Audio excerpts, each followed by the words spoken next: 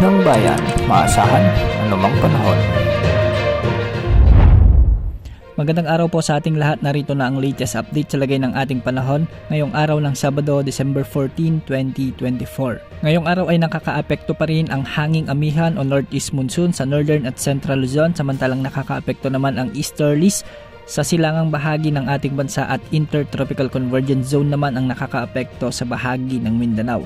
Dahil nga sa intertropical convergence zone, asahan ang maulap na kalangitan na may mga kalat-kalat na pag-ulan na may mga kasamang thunderstorms sa bahagi ng Basilan, Sulu, Tawi-Tawi, ang ilang bahagi ng Zamboanga Peninsula kasama na ang ilang bahagi ng Soc-Sargen. Pinag-iingat natin ang ating mga kababayan dito dahil posible ang mga flash floods o biglaang pagbaha at pagguho ng lupa, lalo na kung may mga katamtaman at malalakas na pag-ulan. Samantala, northeast monsoon naman ang nagdudulot ng maulap na kalangitan na may mga kalat-kalat na mahihinang pag-ulan sa Cagayan Valley, Apayao, Kalinga, Mountain Province, Ifugao, Aurora at Quezon Province. Ang mga lugar na ito ay inaasang makakaranas ng malamig na simoy ng hangin hanggang sa mga susunod pang mga araw.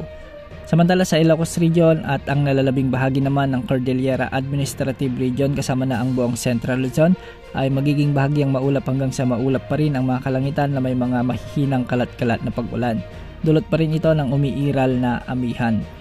Ang mga lugar ding ito ay makakaranas na rin ng mas malamig na simoy ng hangin mula ngayong araw hanggang sa mga susunod pang mga araw. Samantala sa Metro Manila at nalalabing bahagi naman ng ating bansa ay asahan naman ang bagyang maulap hanggang sa maulap na papawirin na may kasamang mga isolated rain showers and thunderstorms. Ito naman ay dulot ng silanganin o yung easterlies o yung hangin na mainit mula sa karagatang Pasipiko.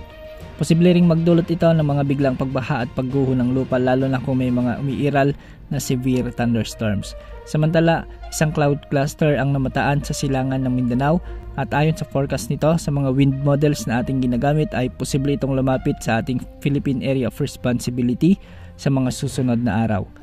Hindi rin inaalis ang posibilidad na ito ay lumakas bilang bagyo at kung sakali man, tatawagin ito ng Pag-asa bilang bagyong Kirubin. Posible itong lumapit sa bahagi ng silangan ng Mindanao o di kaya naman ay sa silangan ng Visayas. Ayon sa pinapakita ng GFS model ay posibleng lumakas nga ito bilang bagyo at tatawirin ang silangang bahagi ng Mindanao o sa pagitan ng silangan ng Mindanao o silangan ng Visayas patungo sa mga lugar sa bahagi ng Visayas region. Posible itong magdulot ng mga malalakas na pag-ulan sa mga lugar na ito sa mga susunod na araw o yung bago magpasko. Dahil malayo pa at matagal pa, posible pa ang mga pagbabago ukol sa potensyal na sama ng panahon na ito. Yan ang update sa lagay ng panahon. Ito po ang weather update ng bayan, maasahan anumang panahon.